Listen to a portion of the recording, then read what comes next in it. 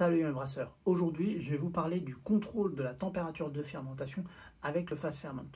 Alors il est vendu dans le commerce un manteau d'isolation. Donc là j'en ai fabriqué un avec un duvet tout simplement. Donc c'est un vieux duvet que j'ai, donc je l'ai mis à l'envers pour que la partie imperméable soit du côté du fermenteur. Et à l'intérieur, si on ouvre, on retrouve un sac isotherme, qu'on retrouve pour simplement faire ses courses. Et dedans, j'y ai mis des bouteilles d'eau congelée. J'ai connecté une sonde de température que j'ai mis par le barboteur avec le même trou que le barboteur et un petit peu de pâte d'accroche pour assurer l'étanchéité afin de pouvoir contrôler la température avec une sonde plongée directement dans le liquide. Donc la sonde, je l'ai bien sûr désinfectée avant de la plonger dans le moule. Donc là, ça m'a permis en à peu près un peu plus d'une demi-journée, on va dire 15 bonnes heures, de gagner 2 degrés, donc ce qui est plutôt correct. Donc voilà, donc là j'ai fermenté une bière belge. Donc j'ai commencé ma fermentation sans manteau d'isolation, sans rien, puisque je suis dans ma cave, qu'on est sur des températures, enfin les températures fluctuent assez peu. Et donc j'ai voulu une fermentation un départ de fermentation entre 22 et 24 degrés. Donc c'est exactement dans les zones de température dans lesquelles j'étais. Donc c'était parfait. Et au bout de quelques jours, j'ai voulu redescendre ma température à 18 degrés. Donc là, il ne me reste plus que 1,8 degré à atteindre.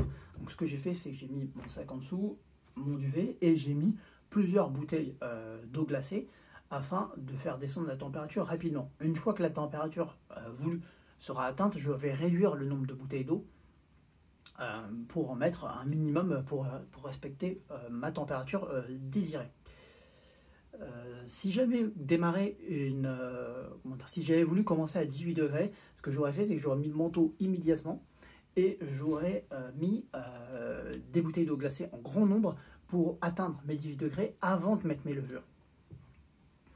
Et enfin, on peut aussi ne pas mettre du tout de glace. Si par exemple on souhaite fermenter à 26 degrés et que la température de la pièce est à 20 degrés, dans ce cas-là on peut mettre le manteau et juste le manteau pour essayer de monter la température avec l'activité des levures qui vont réchauffer naturellement le mout.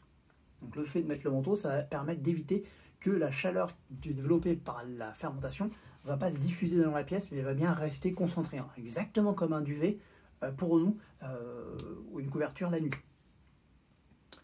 Donc voilà, j'espère que cette vidéo vous a plu. Je vais bientôt vous faire une autre vidéo avec un autre système de refroidissement puisque je vais faire une lager, donc j'utiliserai un autre fût qui passera dans mon frigo cette fois, où je vous montrerai comment fonctionne ce système.